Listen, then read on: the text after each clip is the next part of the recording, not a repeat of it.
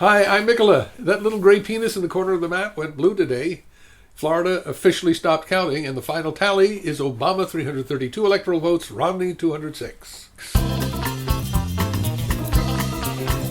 President Barack Obama, and I'm not going to have to stop saying that anytime soon, President Barack Obama won big.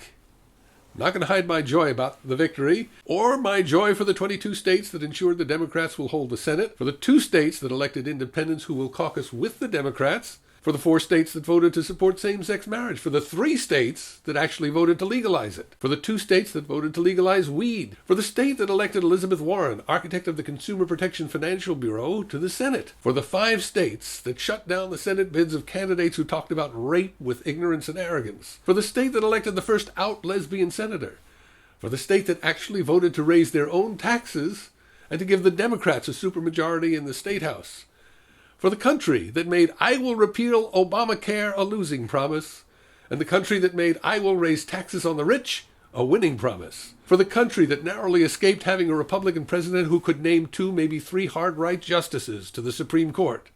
This was a watershed election. This was the first time all of the culture war issues flipped to the Democrats: gay marriage, choice, marijuana.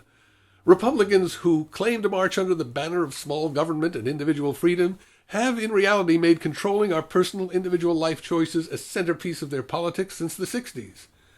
Back in 1964, when he signed the landmark Civil Rights Bill, President Lyndon Johnson, Democrat, remarked he was signing away the South for the Democratic Party for 50 years. 4 years later, Richard Nixon swooped in to collect the South. Not that Nixon supported segregation, he just wanted to make sure that those who were opposed to ending segregation found a very happy home inside the GOP. Nixon's Southern strategy made the South a Republican stronghold. Nixon also played on the fears of suburbanites about kids they didn't understand, blacks rioting in the cities, sex, drugs, and rock and roll. He called this new coalition the Silent Majority, and it's been the bedrock of GOP politics ever since. Anytime GOP strategists wanted to rally their base, they'd run against the dirty hippies. They'd rail against abortion. They'd throw a gay marriage initiative onto the ballot. And pastors and bishops would raise the alarms, and the culture warriors would swarm to the polls to defeat the demon Democrats. But this year, all of that flipped. For the first time, the Democrats didn't quietly back away from social issues or taxes or military spending. They charged forward and challenged the GOP. And this year, despite the Catholic bishops, despite Ralph Reed's Faith and Freedom Coalition, despite the super PACs, it was the pro-choice, pro-LGBT, pro-weed, pro-birth control voters who swarmed to the polls. Demographics in the United States are shifting. Latinos, now the fastest growing ethnic group. Blacks, women, and gays more aware than ever of their political clout. Young people voting in higher numbers. Obama's 2012 campaign forged a new majority out of these groups. It's not that the old Nixon silent majority went away, but it did stop being the majority. They're still out there, entrenched in the red states, redder than ever, more hard-right than ever, still electing representatives, senators, governors, and state legislators. But they no longer control U.S. national elections. And 2 states from the Old South turned blue, barely. Look, I have no illusion that Obama's second term will be easier or smoother than his first. The GOP still controls the House of Representatives.